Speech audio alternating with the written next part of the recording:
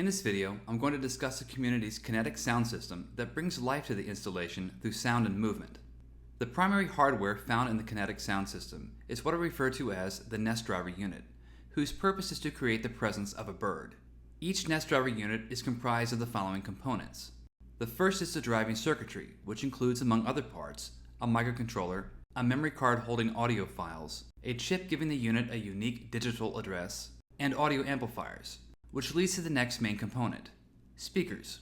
Each Nest Driver unit contains two speakers, a 2-inch mid-range frequency speaker and a 1-inch high-frequency tweeter. The final main component is a solenoid actuator, an electromagnet to which a respective nest is hung. When the solenoid is activated by the driving circuitry, it causes a momentary pluck of the nest. The Nest Driver units are connected together in series via a bus line that carries both power and signal. The first Nest Driver unit in this daisy chain contains additional circuitry that turns it into what I call the flock driver. The flock driver serves as a conductor of the group and contains the soundscape files played on the installation during an exhibition. During runtime, it sends signals down the bus line to the other units, causing them to play sounds and pluck their nests. More specifically, each signal contains a unit's address with instructions to either pluck its respective nest or to play an audio file off its memory card. This will also include parameters such as start and end times, volume level, and whether fade-ins or fade-outs should be applied. The flock driver also has wireless capabilities, allowing it to connect to untethered subwoofer units. It sends the same type of information to these units to play audio files off their respective memory cards. The reason the Kinetic sound system was designed this way ultimately comes down to flexibility. The flexibility to accommodate any exhibition space. An installation of the community could be just a single nest, or a handful of nests, or many dozens of nests. There could also be multiple installments of the community at once in different locations.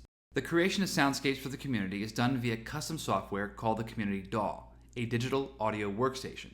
In the Community DAW, each track corresponds to individual units of hardware in the Kinetic sound system. So when creating soundscapes, artists must indicate the number of units for which their soundscape is intended.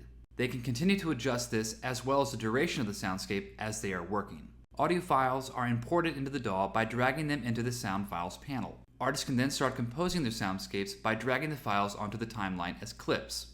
Artists can use the Clip Properties panel to adjust the clip's volume or even add in fades. Additionally, clips can be trimmed or split into separate clips with their own clip properties. Artists are also able to indicate when the solenoid of a given unit is fired by adding pulses to that unit's track in the timeline. Artists are able to work on these soundscapes in isolation without having to be connected to the Kinetic sound system's hardware. Playback simply occurs through their device's speakers. Once artists are ready to fine-tune their soundscapes on the Kinetic sound system, the sound files used in the soundscape are saved onto each unit's memory card. Artists can then play soundscapes in the DAW by connecting their device to the flock driver in the Kinetic sound system. Once soundscapes are finalized, they are saved onto the flock driver's memory card. From here, they can be triggered wirelessly to play on the Kinetic sound system without the need for the DAW.